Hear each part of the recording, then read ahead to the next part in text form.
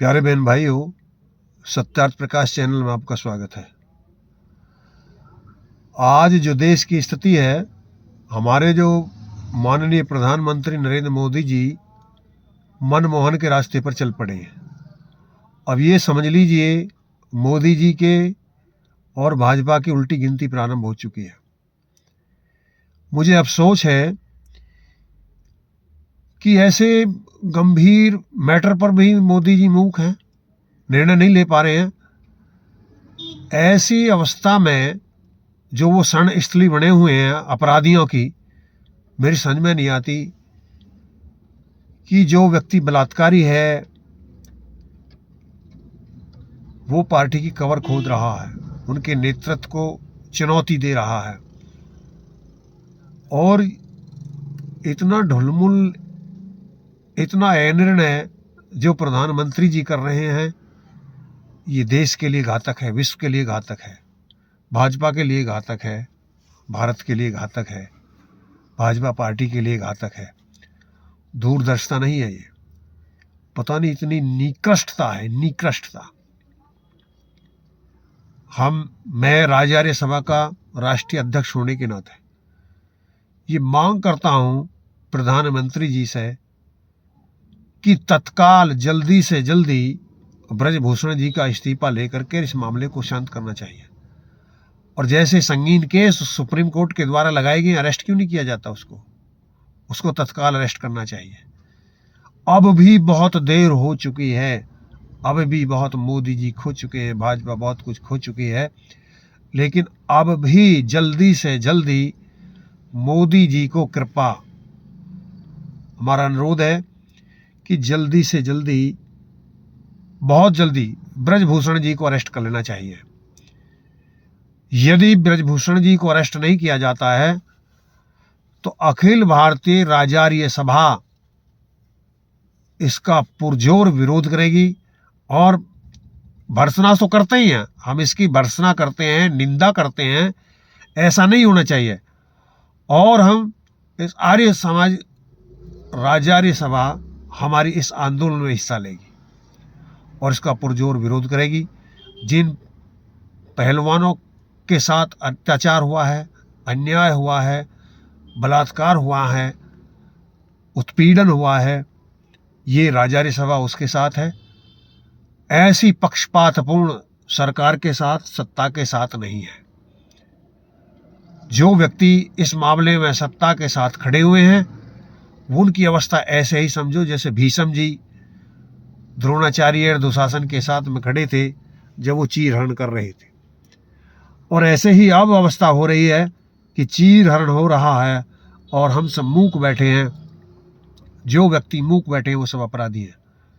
तो मैं अनुरोध करता हूं सब साथियों से, देशवासियों से, भाजपा के कार्यकर्ताओं से, सरकार के जो चयनित व्यक्ति हैं, ये केवल एक ही व्यक्ति में मूक नहीं कि भाई प्रधानमंत्री जी की बदनामी हो रही है या ये ब्रजभूषण की बदनामी हो रही है, ये पूरे समूह की बदनामी हो रही है।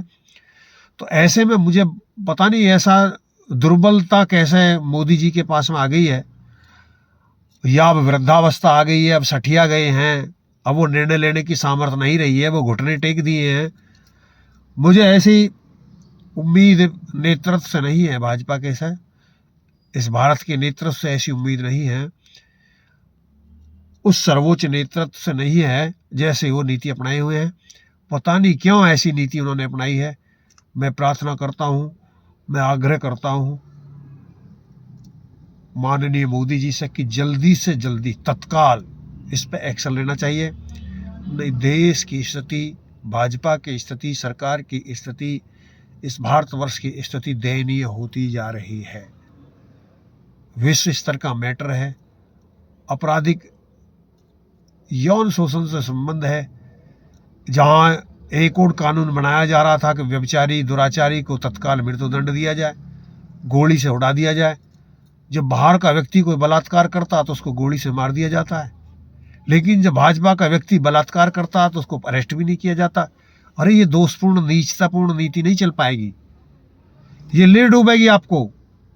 ये मोह जैसे धृतराष्ट्र को दुर्योधन का मोह ले डूबा था, ऐसे ही ब्रजभूषण का मोह इस भाजपा को ले डूबेगा, मोदी को ले डूबेगा, मोदी की सत्ता को ले डूबेगा, मोदी की सरकार को ले डूबेगा।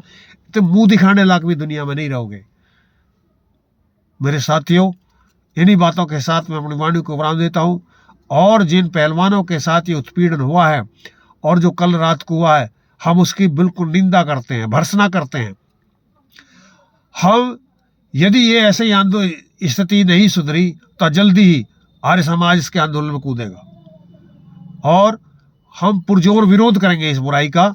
और हम आग्रह करेंगे कि जल्दी से जल्दी होकर के इस आंदोलन को निरस्त किया जाए, ब्रजभूषण को अरेस्ट किया जाए।